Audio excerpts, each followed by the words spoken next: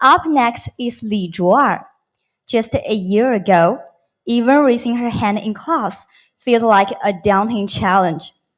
Let's welcome her as she shares how she made friends with her fears. 掌声有请李卓尔同学。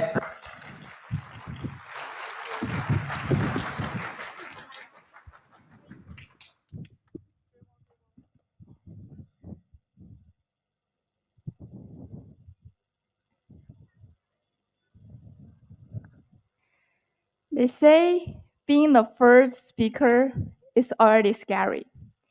And doing it in my second language, that was like playing fear on hard mode. But I guess that's exactly why I'm here, to prove that fear doesn't get the final say. But 2 years ago, if you told me I'd be standing here speaking to a crowd like this, I would have laughed out loud. Back then, even raising my hand in class or striking up a conversation with a stranger felt like climbing a mountain for me. Social anxiety wasn't just a passing feeling. It was like a wall I built around myself, brick by brick, to shield myself from the discomfort of being truly seen. But today, I've done something I once thought impossible. I performed a segment of the musical Six at our English festival.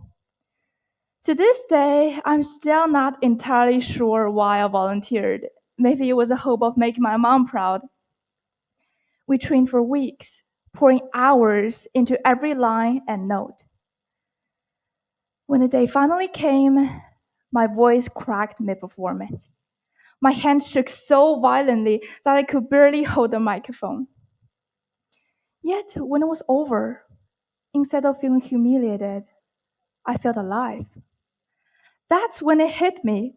Courage isn't the absence of fear, it's acting in spite of it. Since then, I pushed myself further.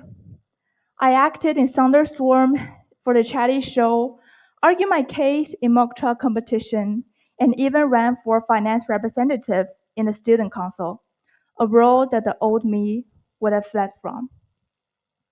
And here's the truth. I still get scared. Every single time.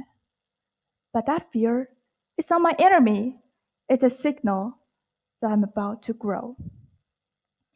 Let's talk about fear for a minute. According to the Book of List, public speaking is people's number one fear, even higher than death. That statistic still blows my mind. We're so terrified of discomfort, of being judged, that we'd rather avoid growth than feel a little shaky. But science tells us fear is just our brain's ancient survival system kicking in. It's not trying to hurt us, it's trying to protect us. The real problem isn't fear itself, it's when we let it stop us. So, how do we stop running from discomfort? Here's what I've learned on my journey with fear. First, name what your fear truly is. A few weeks ago, the leader of our drama club announced that we start with a singing session. Everyone has to step on stage and do a 1 to 2 minute solo. I practiced all weekend, but on that day, my mind floated with what ifs. What if I sing off key? What if my voice cracks again? What if everyone thinks I'm terrible? It turns out that my fear is about being imperfect. But I don't have to be perfect, because no one does. So the first step is figuring out what's truly holding you back, and most importantly, forgive yourself for not being flawless. Second, act before you overthink. I've missed so many opportunities waiting to feel ready, but readiness is a myth. The best time to act is when your gut says maybe, and your brain says no. For that first musical, I didn't wait to feel brave. I signed up before I could change my mind. Growth lives outside of our comfort zone, and sometimes you have to drag yourself there. Third, Start small. Courage is like a muscle. You build it by using it over and over again. You don't have to jump into a big speech or a little overnight. Start by asking a question in class or striking up a chat with someone you don't know well. Each small step tells your brain, I survived this. I can do it again. Over time, these tiny steps add up until one day you're thinking, if I handle that, what else can I do?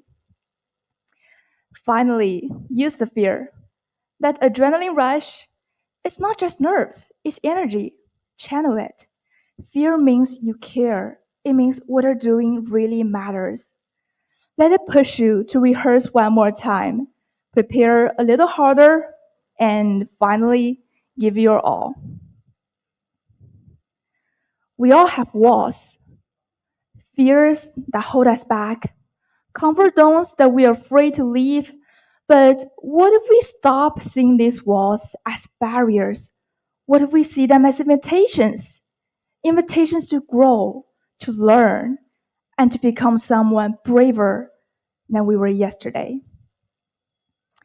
So, here's my challenge to you. The next time fear whispers, stay here, it's safe. I hope you'll whisper back. I know it's scary. Let's go anyway. Thank you.